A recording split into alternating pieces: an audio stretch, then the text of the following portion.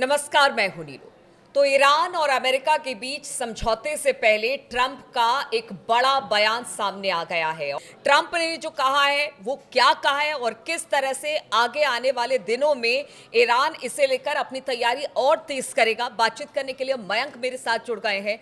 Mayank, Trump का आज का जो बयान है वो कहा जा रहा है कि अब इससे स्पष्ट हो गया है कि ट्रंप की आगे की नीति क्या, रणनीति क्या होगी अगर समझौता नहीं होता है ईरान के साथ। देखिए, ट्रंप की तरफ से एक बयान आया है। ट्रंप ने कहा है कि अगर ईरान के साथ किसी तरह का न्यूक्लियर समझौता, न्यूक्लियर डील नहीं होती है तो ईरान पर इजराइल की लीडरशिप में हमला होगा। हम अपने दर्शकों को ये बताना चाहेंगे कि हमने अपने 2 दिन पहले ही हमने अपने दर्शकों को ये बताया था कि अगर युद्ध होता है तो युद्ध में हमला अमेरिका की तरफ से नहीं होगा बल्कि इजराइल की तरफ से होगा। और ये बात आज ट्रंप ने खुद अपने मुंह से कही है। ट्रंप का कहना ऐसा है कि अगर ईरान के साथ न्यूक्लियर डील नहीं होती है तो हमले को लीड करेगा इजराइल। ये एक देखिए, एक प्रकार से अगर इसका थोड़ा हम एनालिसिस करें तो ट्रंप का ये बयान जो है ये ईरान की एक बहुत बड़ी जीत के रूप में भी देखा जा रहा है। कुछ एक्सपर्ट्स ये मान के चल रहे हैं कि ये ईरान की डिप्लोमेटिक स्तर पे और सिक्योरिटी और खुफिया स्तर पे एक बहुत बड़ी जीत है। अब हम ऐसा क्यों कह रहे हैं? पहले दिन से खामेनेई और पूरा आईआरजीसी और ईरान इस बात को समझ रहा था कि अगर हमला होगा तो वो अमेरिका की तरफ से नहीं होगा, वो इजराइल की तरफ से होगा। ईरान ने अपनी जितनी मिसाइल्स हैं, बैलिस्टिक मिसाइल्स जितनी हैं, वो सब की सब जो है तेल अवीव की तरफ टारगेट करके रख रखी हैं पहले दिन से। अच्छा। जितने उनके डिफेंस सिस्टम हैं, मिसाइल डिफेंस सिस्टम हैं, वो सब के सब जो हैं वो इजराइल से हमले के लिए तैयार हो, यानी अंदाजा पहले से था। तीसरी चीज, जितनी खुफिया जानकारियां ईरान को आई उसके मुताबिक जो प्लानिंग की गई वो इस बात के लिए पहले से भांप चुके थे। खामेनेई और ईरान इस बात को पहले से समझ चुके थे कि कोई भी हमला होगा अगर, तो वो संभवतः पहले इजराइल की तरफ से होगा, नेतन्याहू की तरफ से होगा। चौथी बड़ी बात, ईरान के जो सैटेलाइट्स हैं या रूस के सैटेलाइट्स जो मदद कर रहे हैं ईरान की, उन्होंने ऐसा बताया जा रहा है कि इजराइल के जो एयर बेस हैं उस पर कड़ी नज़र रख रखी है। अगर वहाँ पे कोई भी F-16 टेक ऑफ करेगा तो उसकी जानकारी पहले से ईरान को हो जाएगी। यानी ईरान इस बात के लिए पहले से चौकस है कि इजराइल के एयर बेसिस में क्या डेवलपमेंट हो रहे हैं, क्या वहां से किसी तरह की मिसाइल्स फायर करने की तैयारी है या वहां पे फाइटर प्लेन्स जो है टेक ऑफ कर रहे हैं, इसके लिए ईरान पहले से तैयार है। और देखिए, एक दूसरी चीज और, जब आप किसी मुल्क पे हमला करते हैं या कोई स्ट्रैटेजी बनाते हैं तो जनरली ये होता है कि वो उस स्ट्रैटेजी को रिवील नहीं किया जाता, उसको बताया नहीं जाता। ईरान पे या किसी भी मुल्क पे जब आप हमला करते हैं, और खासकर तब जब सामने वाले के पास भी, ईरान के पास भी बैलिस्टिक मिसाइल्स हैं, ईरान के पास भी जो है न्यूक्लियर बम है या नहीं है, कुछ पता नहीं है, अंदाज नहीं है आपको कि क्या हो सकता है क्या नहीं हो सकता।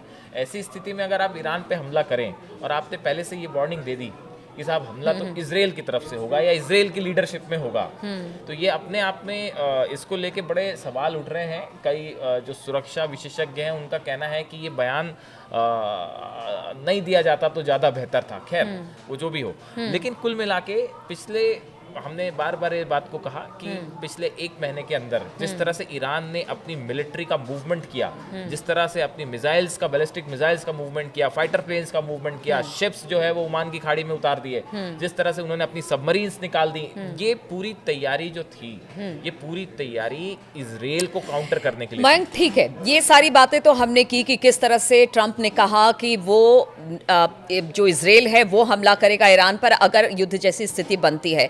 लेकिन ये तो पहले से पता था कि देखिए, ट्रंप जो है वो नेतन्याहू के पीछे खड़े हैं और बात ये हो रही है कि हमेशा से नेतन्याहू के कंधे पर बंदूक रखकर चलाने की बात, इस तरह से, मतलब जिस तरह से सोशल मीडिया और बाकी जगहों पर भी चीज़ें होती हैं, तो इसमें नया क्या है? क्या ट्रंप नहीं चाहते कि वो खुलकर इसमें सामने आए? और साथ ही साथ वो ये भी नहीं चाहते कि वो अपने लोगों को नाराज करे, जो लोग ये कहते हैं कि अमेरिका और ज़्यादा युद्ध अफोर्ड नहीं कर पाएगा, खासतौर पर अपने देश को लेकर। तो अपनी ही बातों को ध्यान में रखते हुए, अपने लोगों को देखते हुए ही उन्होंने शायद इस तरह का फैसला लिया। देखिए, तीन बातें हैं आपकी, जब सवाल के 3 जवाब हैं। पहला जवाब तो ये है कि अगर इजराइल की तरफ से हमला होता है, अमेरिका तो बैकअप कर ही रहा है, इजराइल की तरफ से अगर हमला होता है तो इजराइल को फिर उस परिणाम भुगतने के लिए भी तैयार रहना पड़ेगा, जो पिछली बार हुआ था। 180 मिसाइल्स पिछली बार फायर हुई थी, अब तो कहा जा रहा है कि शायद एक बार में 1000 से ज़्यादा मिसाइल्स फायर कर दे खामेनी। जब आर पार की युद्ध की बात होगी अगर, तो फिर ये बात भी तैयार, इसके लिए भी इसराइल को तैयार रहना पड़ेगा। कहने का मतलब ये है, एक्सपर्ट्स ये कह रहे हैं कि अगर इसराइल किसी तरह का हमला करता है तो उसमें बड़ा नुकसान इसराइल को भी उठाना पड़ेगा। ऐसा नहीं है कि सिर्फ ईरान को नुकसान होगा, और इसके लिए खामेनी और IRGC पूरी तरह से तैयार है। बात नंबर 1। बात नंबर 2, देखिए हमने अपने पिछले वीडियो में भी कहा था कि क्यों हमला इसराइल करेगा, अमेरिका नहीं। आप देखिए अमेरिका के वॉरशिप्स हैं, हैरी ट्रूमैन है, अब दूसरा भी जो है एयरक्राफ्ट कैरियर भेज दिया उन्होंने फारस की खाड़ी में, B-2 बॉम्बर्स भी हैं, लेकिन ये जो मिलिट्री मूवमेंट है ये अभी इस लेवल का नहीं था कि वो ईरान पे हमला हो जाए। जब आप एक ऑल आउट वॉर की तरफ जा रहे हैं जिसमें एक तरफ रूस भी मदद करेगा, चीन भी मदद करेगा ईरान की, तो फिर उसके लिए जितना बड़ा बैकअप अमेरिका को चाहिए था उतना बड़ा मिलिट्री बैकअप था नहीं, या दिख नहीं रहा है फिलहाल। तो इसलिए भी ये ज़्यादा आशंका है कि इजराइल की तरफ से पहले हमला होना था।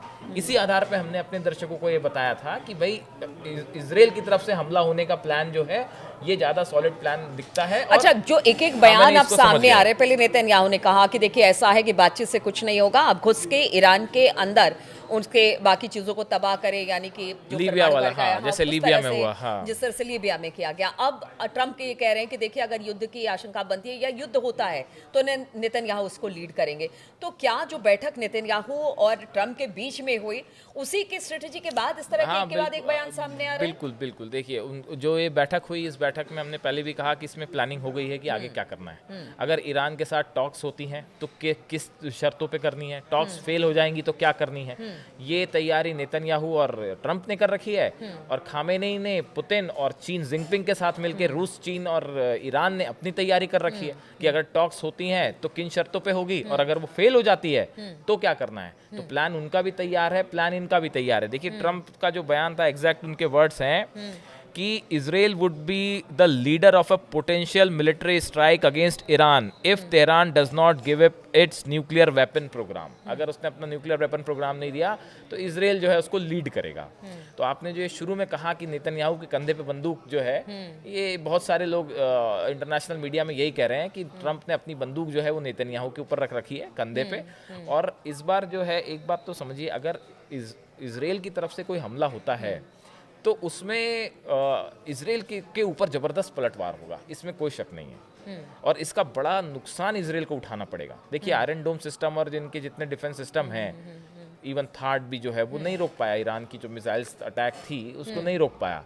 तो कुल मिला के इस युद्ध में अगर इजराइल हमला करता है किसी तरह का, रूस पहले कह चुका है कि आप सोचिएगा भी मत न्यूक्लियर इंस्टॉलमेंट्स जो हैं ईरान के उस पर निशाना बनाने की, तो इसको पल भर की भी देर नहीं लगेगी कि इसमें रूस, चीन, ईरान एक तरफ हो जाए और अमेरिका और इजराइल एक तरफ हो जाए, बड़ा युद्ध हो जाए। लेकिन बड़े लाइटर मोड पे मयंक कि वो एक कहावत है ना कि पहले आप मारो, या पहले कहते हैं ना कि सामने वाला कह रहा है कि पहले आप मारो, लेकिन कौन मारेगा पहले, क्योंकि इसका नुकसान, इसका वो जो आप बात कह रहे हो वो इसलिए क्योंकि इस समय फिर से हम कहेंगे कि पूरे दुनिया में जो है वो ट्रम्प टैरिफ से वैसे ही जो है वो इकोनॉमी का बुरा हाल हो रखा है। ऐसे में एक वॉर और झेलना बेहद ही मुश्किल होगा, ना सिर्फ अमेरिका के लिए, पूरे यूरोप के लिए। तो ऐसे हालात में बेहतर यही होगा कि इस पे कोई समझौता हो जाए जो शनिवार को है, और अगर नहीं होता है और अगर युद्ध होता है तो फिर उसके बाद ये खामेनी वर्सेस नेतन्याहू के बीच आर पार की लड़ाई छिड़ने वाली है। देखिए समझौते को एक दिन और बचाए, यानी कि एक दिन शुक्रवार और उसके बाद शनिवार को बातचीत होनी है। अब देखिए शनिवार तक का इंतजार करना पड़ेगा, लेकिन उससे पहले ऐसे ऐसे बयान आ जा रहे हैं जो कि आशंकाओं को और प्रबल कर रहे हैं कि क्या ट्रंप और जो ईरान है वो आमने सामने होंगे। और इसीलिए लगातार उन बयानों को हम अपने दर्शकों के सामने रख भी रहे हैं और ये बताने की कोशिश कर रहे हैं कि किस तरह के बयान समझौते से पहले, अगर समझौता नहीं होता है तो क्या होगा, समझौता हो जाता है जैसा सब चाहते हैं कि समझौता हो जाए तो फिर किस तरह की स्थिति बनेगी। लगातार हमारी नजर बनी हुई है, आप बने रहिए हमारे साथ।